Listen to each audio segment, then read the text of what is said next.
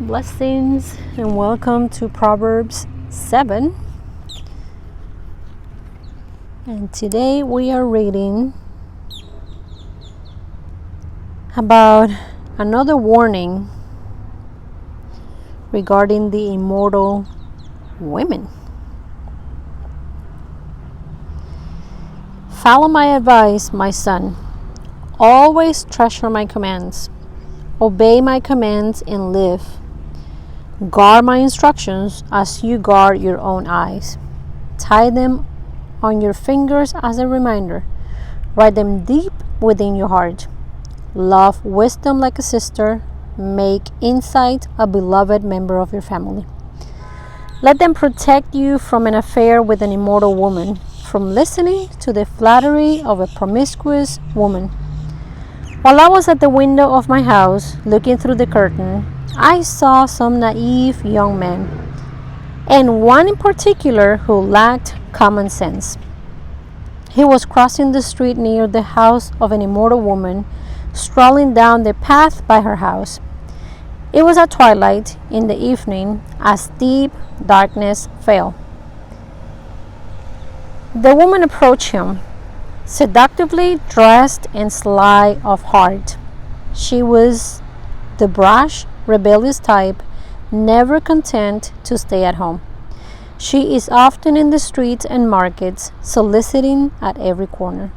She threw her arms around him and kissed him, and with a brazen look she said, "I've just made my peace offerings and fulfilled my vows. You're the one I was looking for. I came out to find you, and here you are. My bed is spread with beautiful blankets, with colored sheets of Egyptian linen. I've perfumed my bed with myrrh, aloes, and cinnamon. Come, let's drink our fill of love until morning. Let's enjoy each other's caresses, for my husband is not home. He's away on a long trip. He has taken a wallet full of money with him and won't return until later this month." So she seduced him with her pretty speech and enticed him with her flattery.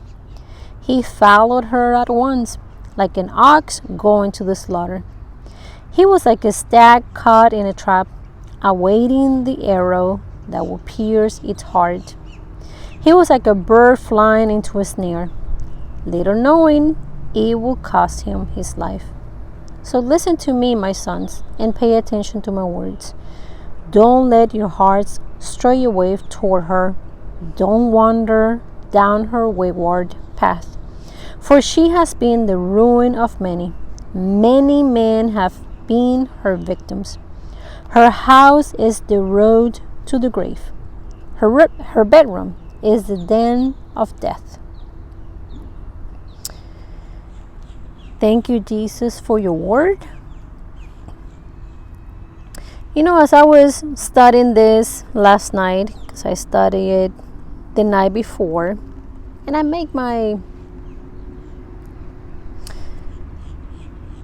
remarks on the Bible, the first thing that we need to keep in mind when it comes to Proverbs 7 is that we need to stay focused on the Lord to avoid temptation. We should not be deviating from God's commandments. They're not designed to rob us of any fun. They're actually guidelines and protection to keep us from great regrets, ruin, and ultimately death. We need to keep in mind that this chapter isn't about men having sex outside of marriage. Rather, about both men and women putting themselves in ungodly situations and just ultimately giving into temptation. Something interesting on verse 14. Some temptations even sound godly, but they're not. And we'll read it again. On 14 it says, "I've just made my peace offerings and fulfilled my vows." Ultimately, we need to find our purpose. Without it, we'll live, or rather, we'll live empty lives. We're going to be unstable and absolutely vulnerable. So what will be leading to temptation, or giving in, rather. And when it comes to those temptations, it's only providing instant gratification, which is something that this world, right at this moment, it's so focused on. But that instant gratification will lead to disaster. We need to think beyond the moment's pleasure and focus on the future.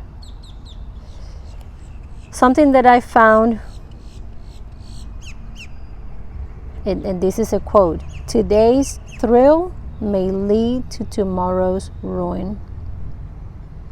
And lastly, there's another quote from J. Cowart Rylerson. And he says, wisdom, a real understanding of God and His way in the world, is man's only shield in the battle of life. So let's not focus on the promiscuous woman here, because this applies to absolutely all of us. Let's focus on the Lord, and let's find our purpose, because without that, we're gonna be led astray into any temptation.